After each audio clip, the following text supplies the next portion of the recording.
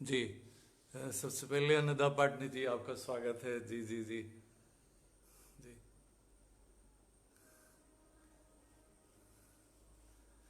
जी। एक तो मैं आज पता नहीं मेरे फ़ोन से वो फेसबुक ने मना ही कर दिया, क्या मुसीबत खड़ी होगी पता नहीं फेसबुक भी।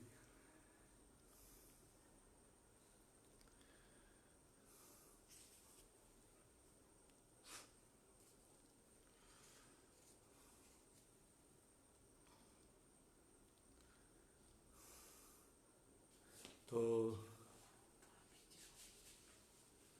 अभी तो अन्नदा पाटनी जी का ही नाम आया। अब रश्मि अभय जी बहुत।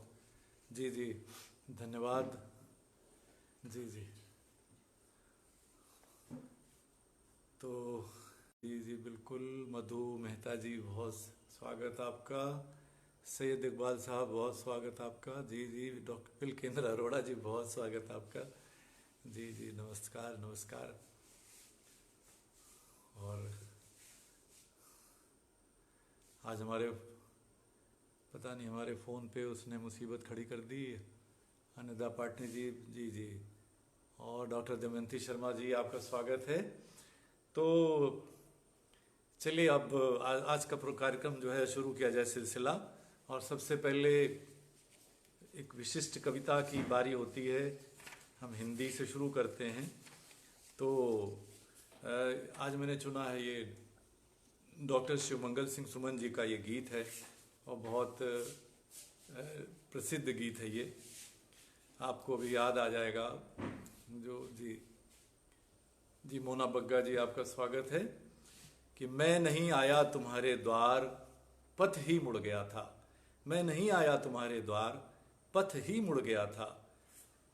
गति मिली मैं चल पड़ा, पथ पर कहीं रुकना मना था। राह अनदेखी अजाना देश, संगी अनसुना था। चांद सूरज की तरह चलता, न जाना रात दिन है। किस तरह हम तुम गए मिल, आज भी कहना कठिन है। तन ना आया मांगने अभिसार, मन ही जुड़ गया था। मैं नहीं आया तुम्हारे द्वार, पथ ही मुड़ गया था। और अंतरा है कि देख मेरे पंख चल गतिमय, लता भी लहलहाई। पत्र आंचल में छिपाए मुख, कली भी मुस्कुराई। एक क्षण को थम गए डैने, समझ विश्राम का पल। पर प्रबल संघर्ष बनकर आ गई आंधी सदल बल। और डाल झूमी पर न टूटी, किंतु पंछी उड़ गया था। मैं नहीं आया तुम्हारे द्वार, पथ ही मुड़ गया था। तो शिवमंगल सिंह सुमन जी की ये रचना। तृप्ति द्विवेदी मिश्रा जी आपका बहुत स्वागत है। और हिंदी के बाद अब बारी आती है किसी भारतीय भाषा की। तो आज मैंने चुनी है सिंधी कविता। और ये जो है सिंधी कविता कृष्ण राही जी के है, बहुत वरिष्ठ कवि, सिंधी के बहुत सम्मानित कवि, उनकी कविता है ये।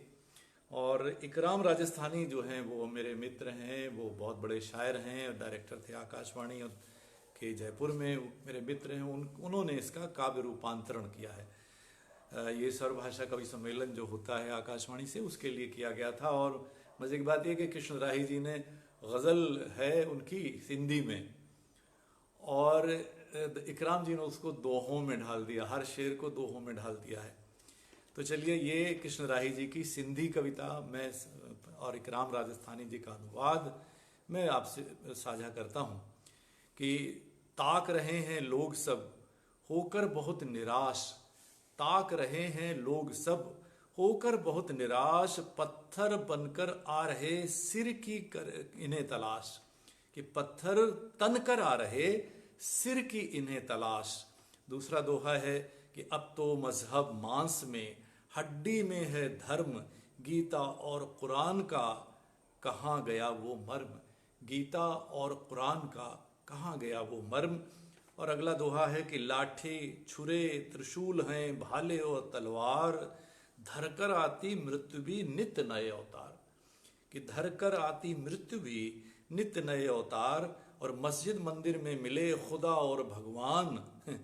मस्जिद मंदिर में मिले खुदा और भगवान। चांद अमावस में कहाँ ढूंढ रहा नादान। चांद अमावस में कहाँ ढूंढ रहा नादान। और दोहा ये है कि किसे बुलाएं कुछ कहें, पूछें तो कुछ खास, पर अपना कोई नहीं कहीं दूर या पास। चेहरा एक उदास कि छिपा छिपा कितना रखें, चेहरा एक उदास और करें प्रतीक्षा हर घड़ी आएगा अवतार। करें प्रतीक्षा हर घड़ी आएगा अवतार, संभवता फिर से जुड़े मानवता के तार। संभवता फिर से जुड़े मानवता के तार। तो ये तो हुई सिंधी कविता।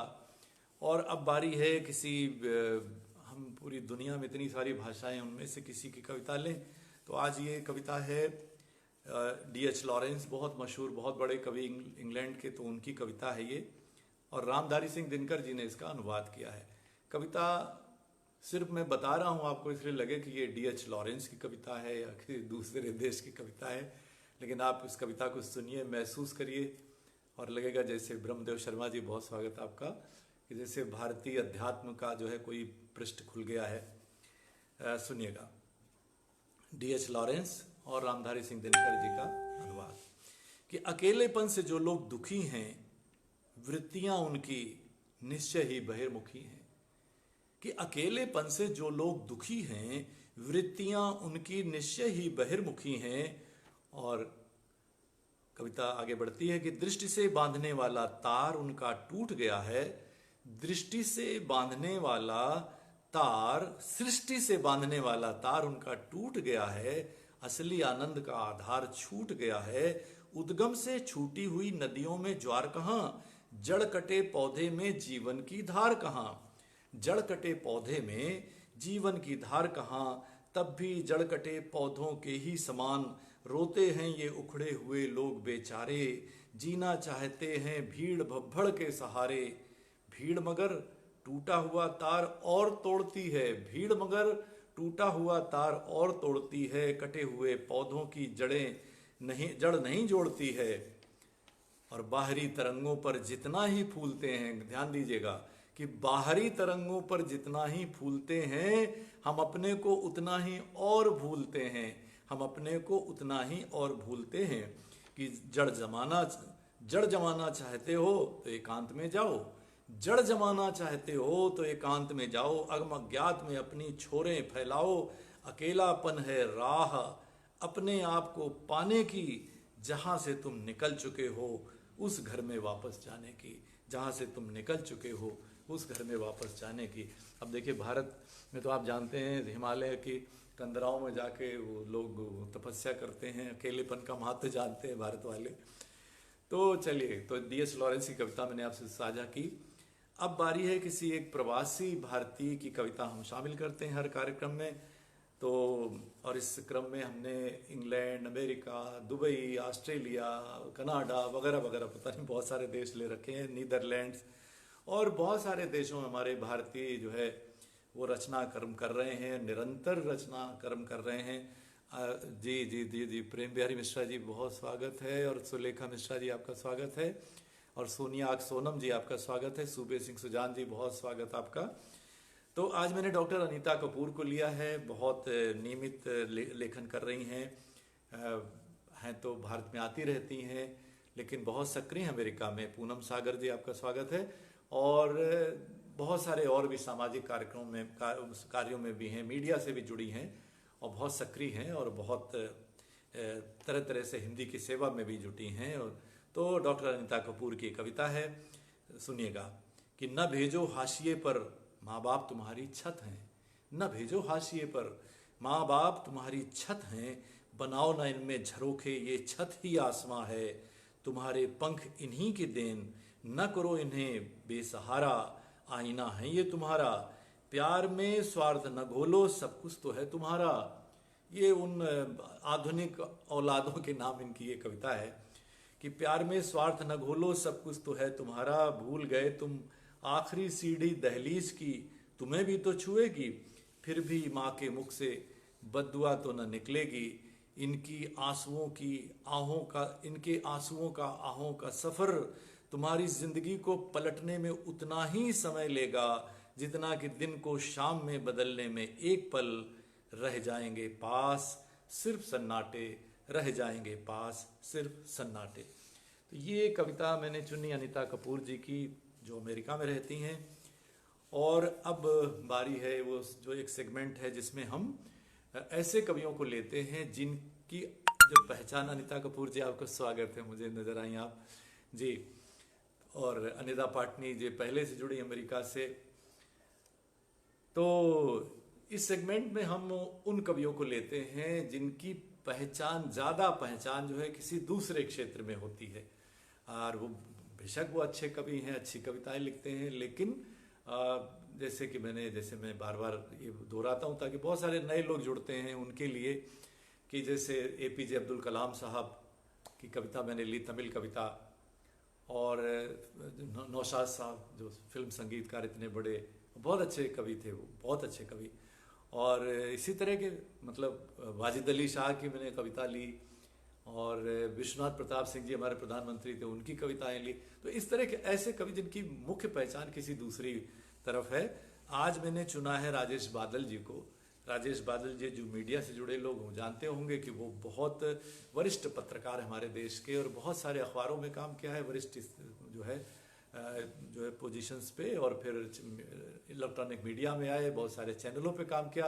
राज्यसभा टीवी के वो एग्जीक्यूटिव डायरेक्टर थे, और बहुत रह के वहाँ उस चैनल पर रह के बहुत काम किया उन्होंने, बहुत सारी फिल्में बनाई हमारे साहित्यकारों पर, हमारे फिल्मकारों पर। वो एक बहुत बड़ी धरोहर है राज्यसभा टीवी की। तो बहरहाल राजेश बादल जी कविताएं भी लिखते हैं, संकोच करते हैं लेकिन बहुत अच्छी कविताएं लिखते हैं, गंभीर कविताएं लिखते हैं। मैं उनकी एक कविता मैंने चुनी है, एक कविता थी बहुत अच्छी, 35 बरस भोपाल गए त्रासदी पे, लेकिन बहुत लंबी कविता थी, तो मैंने इस कविता को चुना रही है। इसमें थोड़ा एक, जैसे कहते हैं एक जनवादी जैसे होती है ना, एक जिसमें एक लोक वाला स्वर निकल के आता है, उस तरह की कविता है। तो सुनिएगा, कविता थोड़ी सी लंबी है लेकिन सुनिए। बोल जमूरे क्या क्या देखा जी उस्ताद सभी कुछ देखा, बोल जमूरे क्या क्या देखा जी उस्ताद सभी कुछ देखा, जाने कितनी सत्ता देखी, आती देखी जाते देखी, चढ़ती बाढ़ उतरते देखी, रंग बिरंगी महफिल देखी, सुरा सुंदरी सस्ते देखी, महफिल भी तो जड़ते देखी। बोल जमूरे क्या क्या देखा, खेल सियासत का कुछ देखा जी उस्ताद सभी कुछ देखा, चमचों के ठाठ निराले देखे, कुर्सी के मतवाले देखे, पाले हुए भस्मासुर देखे, बंदर नाच नचाते देखे, और मदारी मरते देखे, वक्त के रंग बिखरते देखे, और गधे पंजीरी खाते देखे। और बोल जमूरे क्या क्या देखा, जुगनू सूरज बनते देखा जी उस्ताद सभी कुछ देखा, चमन को सहरा बनते देखा, हरियाली फिर पतझड़ देखा, और खिला फूल मुरझाते देखा, चढ़ता सूरज डूबते देखा, नए चांद को खिलते देखा, यौवनवाद बुढ़ापा देखा, सत्ता का सूनापन देखा, और थोते चने को बचते देखा, और खाली गाल बजाते देखा, माल पे माल बनाते देखा, रंग को राजा बनते देखा, राजा को भी सड़क पे देखा, हमाम में सबको नंगा देखा, नफरत का ये दंगा देखा, खेल सियासत का सब देखा, निर्जन बियाबान भी देखा, हीरो को जीरो बनते देखा, हमने सब कुछ तो ये देखा, तुमने क्यों ना सब कुछ देखा, सबक नहीं सीखा दुनिया से, जो आता है वो जाता है, शब्द की सत्ता सदा अमर है, कभी नहीं ये मुरझाती है, वाणी का ये सत्य अमर है, कलम की ताकत सदा अमर है, कुर्सी पे तेरी उसकी नजर है, जिससे तेरा अपनापा है, बोया पेड़ बबूल का है तो आम कहाँ से तू पाएगा, सब ठाठ धरा रह जाएगा जब वोटर बल दिखलाएगा, बोल जमूरे तब क्या होगा जी उस्ताद उठावना होगा, जी उस्ताद उठावना होगा। तो ये बहुत बोलचाल की शैली में बहुत बढ़िया कविता थी, और आज के हालात और उस पर कटाक्ष तंज। तो अब बारी आती है जो कुछ इन दिनों लिखा जा रहा है, हमारे मित्र जो लिख रहे हैं, जो गज़लें लिख रहे हैं, दोहे लिख रहे हैं और कविताएं लिख रहे हैं, तो उनकी बारी आती है समझिए कि एक मिनी कवि गोष्ठी जैसी समझ लें आप। लेकिन मैं सबसे पहले, हमारे जय चक्रवर्ती जी हैं, बहुत अच्छे देश के गीतकार हैं, तो उनका जो है एक गीत सुनाता हूँ। और हम सब के लिए बड़े, हम सब रचनाकार यहाँ जुड़े हैं, वो हम सब के काम का है। एक जो सच्चा कवि है उसका एक स्वाभिमान जो होता है, उसका एक अहम, उसका जो है उसकी सत्ता होती है, उसकी गरिमा होती है, उसकी एक मर्यादा होती है, वो सब इस गीत में आपको मिलेगी। ये और बात है कि इस दौर में बहुत अलग तरह के कवि हमें मिल रहे हैं देखने सुनने को, तो कोई बात नहीं, तथाकथित कवि। लेकिन ये जय चक्रवर्ती जी का बहुत बढ़िया गीत है, ये सुनिएगा आप। कि नहीं तुम्हारी शर्तों पर मैं गा न सकूंगा, नहीं तुम्हारी शर्तों पर मैं गा न सकूंगा। मैं पंछी हूं, बादशाह हूं अपने मन का, डर न किसी का और न भूखा हूं कंचन का। मैं दर्पण हूं, सच को मैं झुठला न सकूंगा, और नहीं तुम्हारी शर्तों पर मैं गा न सकूंगा। तो अगला अंतरा सुनिएगा कि रहा अभावों का सिर पर जीवन भर साया। जो सच्चे लोग होते हैं, सच्चे रचनाकार, उनके हिस्से में प्रायः कष्ट आते हैं, दुख आते हैं, पीड़ाएं आती हैं। रहा अभावों का सिर पर जीवन भर साया, दरबारों को मगर न मैंने शीश झुकाया। मर जाऊंगा तलवे मैं सहला न सकूंगा। यही तो सच्चा कवि होता है कि मर जाऊंगा तलवे मैं सहला न सकूंगा। और गाता हूं मैं गीत पसीने की बहार के, गाता हूं मैं गीत पसीने की बहार के।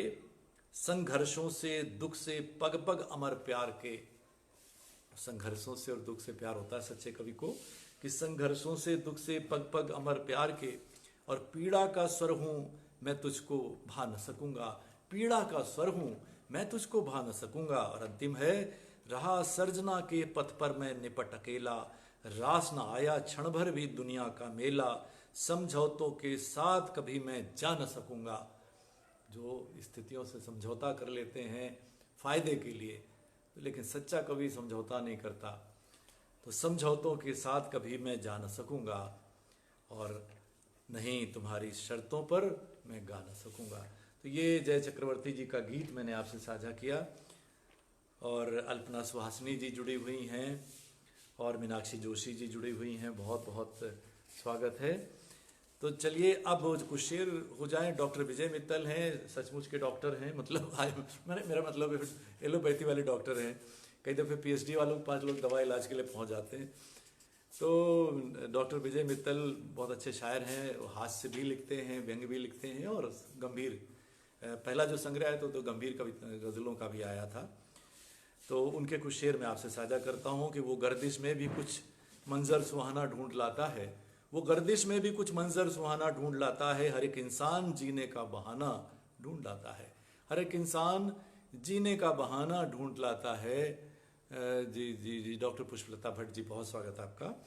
अगला शेर है कि आओ इंसान की कीमत के बदल दो मानी, आओ इंसान की कीमत के बदल दो मानी। शक्ल सूरत से नहीं काम से खुशबू आए, शक्ल सूरत से नहीं काम से खुशबू आए।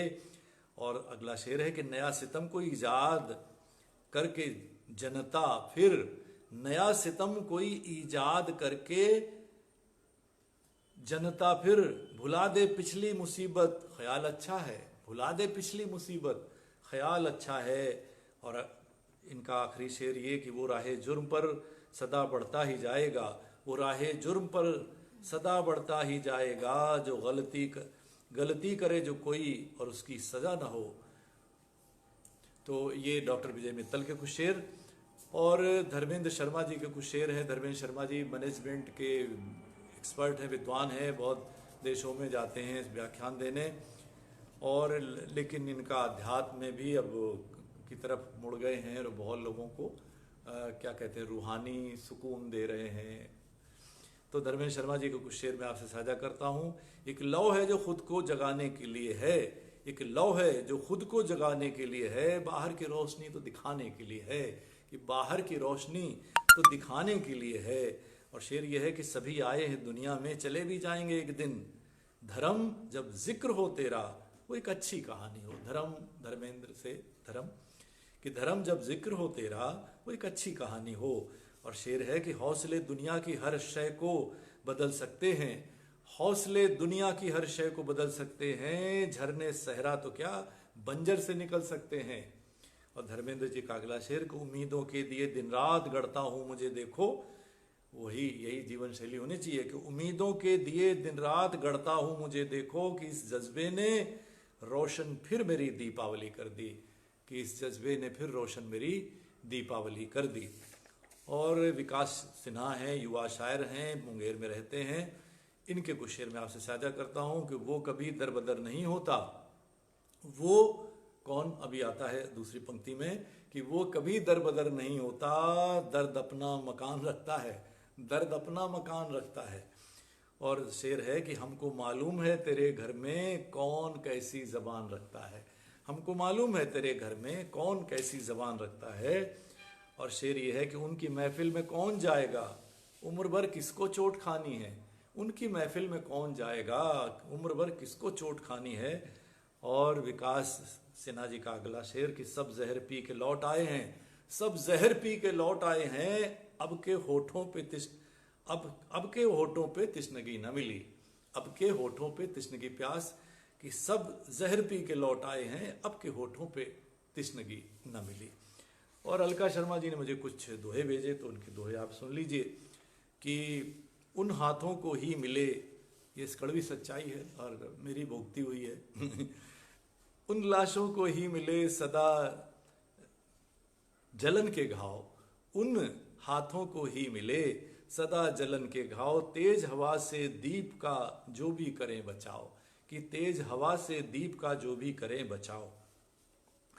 और दोहा है कि मन ही मन को मोहता, मन से ही तकरार, और मन से मन को जीतना बड़ा कठिन व्यापार, मन से मन को जीतना बड़ा कठिन व्यापार। और दोहा ये है कि अहंकार किस पर करें, मिथ्या है सब मान, और काया तो मिट्टी मिले अंतस को पहचान, काया तो मिट्टी मिले अंतस को पहचान। और इनका अंतिम ये दोहा कि हिंसा के इस दौर में कलुषित है परिवेश, जन जन हुआ धीर है पीड़ा देख अशेष, पीड़ा देख अशेष। तो ये मैंने कुछ रचनाएं साझा की। अब समापन हम हमेशा करते हैं बाल कविता से। आज मैंने डॉक्टर बीना राघव की ये बाल कविता चुनी है जो साहित्य अकादमी के बाल कविता संग्रह में शामिल है, वहाँ से मैंने ये कविता ली है। तो डॉक्टर बीना राघव की बाल कविता। रिमझिम बारिश आई, काली घटा है फिर से छाई, नदी सी सड़क लबालब पानी, मुझे कागज की नाव चलानी, चुन्नू मुन्नू घर पर आए, रंग बिरंगे छाते लाए, कभी छप छप कभी थप थप, अच्छी लगती मुझे टप टप, सावन के घर न्योता दे आई, ढेरों खुशियां फिर से लाई, रिमझिम बारिश आई, काली घटा है फिर से छाई। छोटी सी कविता बारिश को लेकर के। तो ये तो हुआ आज का कार्यक्रम। कुछ नाम और, अशोक गुप्ता जी जुड़े हुए हैं कियान फाउंडेशन से, बहुत स्वागत आपका। अरुण सागर जी जुड़े हुए हैं, बहुत हमारे समय के बहुत अच्छे रचनाकार हैं, शायर। और किरण यादव जी बहुत अच्छी कवित्री हैं, गज़लें भी खूब लिखती हैं, इनके शेर भी मैंने लिए थे। और तो अब मैं एक बार फिर से, आज मुझे देर हुई थोड़ी सी, और वो इसलिए कि फेसबुक ने पता नहीं क्या किया है गोलमाल, और जब मैं अपने फ़ोन से करने बैठा तो उसमें आ गया कि नहीं आप लाइव नहीं कर सकते। अब क्यों नहीं कर सकते, वो तो फेसबुक ही जाने। तो बहरहाल चलिए, ममता किरण जी के फ़ोन के उनके सौजन्य से ये कार्यक्रम हो तो गया। मुझे डर लग गया था कि बड़ा कैसे क्या होगा। बहरहाल तो आज के लिए इतना ही, और आप सब यहाँ रहे, टिप्पणियाँ दी कार्यक्रम में और साथ निभाया, बहुत बहुत आपका आभार। अगले सप्ताह फिर मिलेंगे और कविता के खजाने से जो कुछ मुझे मिलेगा वो साझा करूँगा। बहुत बहुत शुक्रिया, बहुत बहुत धन्यवाद। शुभ रात्रि।